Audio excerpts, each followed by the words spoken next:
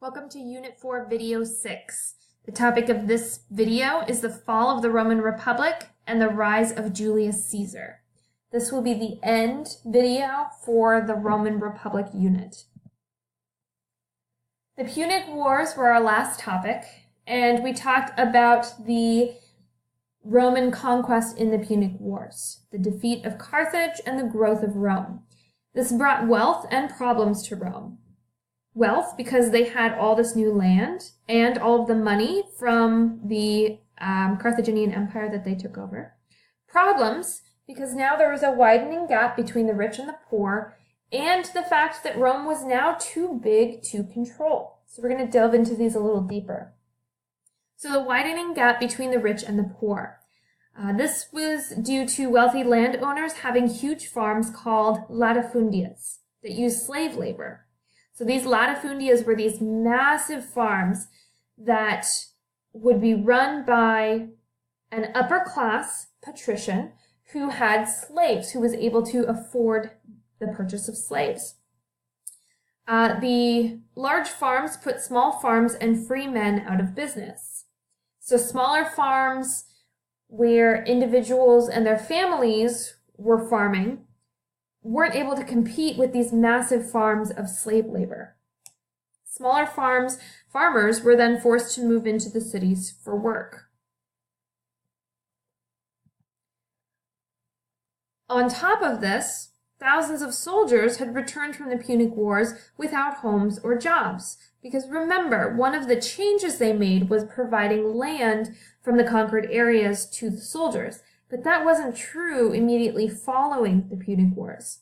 So they are also going to move to the cities to find work, just like the small farmers. Movement of people into cities is called migration.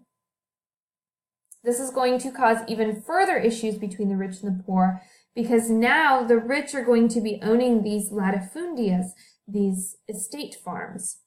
And the poor are all going to be moving into the cities to try to find work anywhere that they can, and there will be overcrowding in the cities, which can cause disease. It can cause a lot of anger. So two brothers, Tiberius and Gaius, tried to help Rome's poor by proposing to give land to the poor and to limit the size of estates, the latifundias. So basically they wanted to make those estate farms smaller and give more land to the lower classes. Wealthy senators felt threatened by these ideas, and so they decided to have the brothers murdered for speaking up for the lower classes. Because of this and all of the problems that had been occurring, largely between the upper class and the lower class, civil war is going to break out in Rome. Civil war is conflict between two groups in the same country. So in this case, we're talking about patricians versus plebeians, largely. In 60 BC, following the end of the Civil War, so the war will be fought for some time, at the end of the Civil War, Julius Caesar is going to gain power and form what is known as a triumvirate, or a group of three leaders. So he is going to gain power and shift the way that power is established. So this first triumvirate is going to be made up of Julius Caesar, Crassus, and Pompey.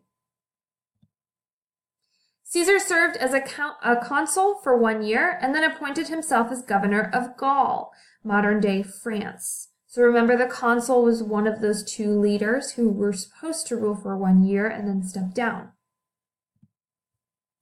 Julius Caesar was a great military leader. He conquers Gaul, modern-day France, and while away in Gaul, Pompey, one of the triumvirate, tries to take power.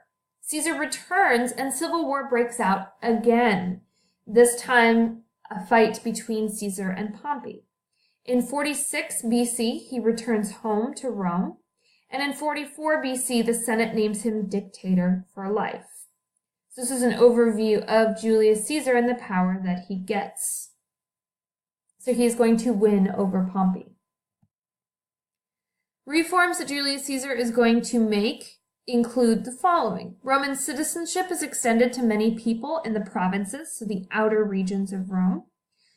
He expanded the Senate, the power and the size. He created jobs for the poor through construction of new buildings, and he started new colonies, so further expanding how far Rome spread. Senators were threatened by Caesar's power, so they plot to kill him. They had named him dictator for life, but now that he was making all of these changes and they realized how much power he had, they decided that they were not okay with it. And so on March 15th, 44 BC, they had him assassinated. He was stabbed to death by senators. This is a depiction of that event, the death of Caesar, Julius Caesar. After Caesar's death, two potential successors fought over power, meaning two people who had the potential to rule were fighting one another. Mark Antony and Octavian. Mark Antony was Caesar's cousin and a general, while Octavian was Caesar's grandnephew and heir. Mark Antony was seduced by Cleopatra from Egypt, but she ended up abandoning him when he lost the battle, a very important battle, and so she was working with him until she realized that he was starting to lose, so she ends up abandoning him. Cleopatra was important because she was a descendant of a Greek general, Ptolemy, who took over Egypt after Alexander the Great's death.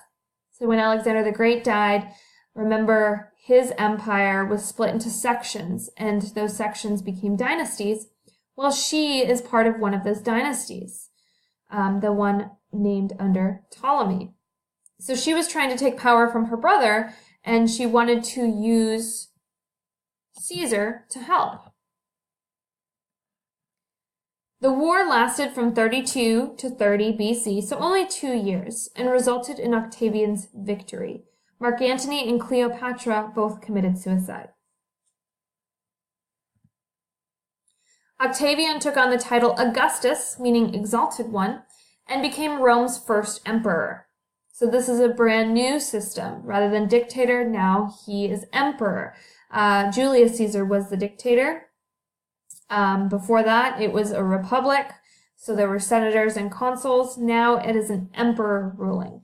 And he is going to rule from 27 BC to 14 AD.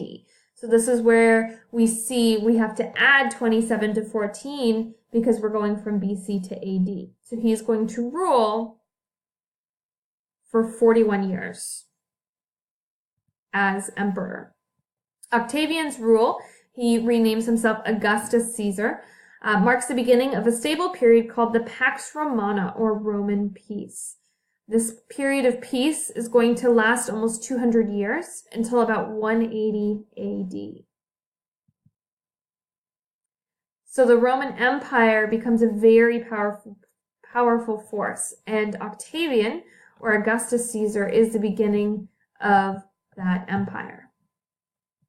This is the end of Unit 4, Part 1, the Roman Republic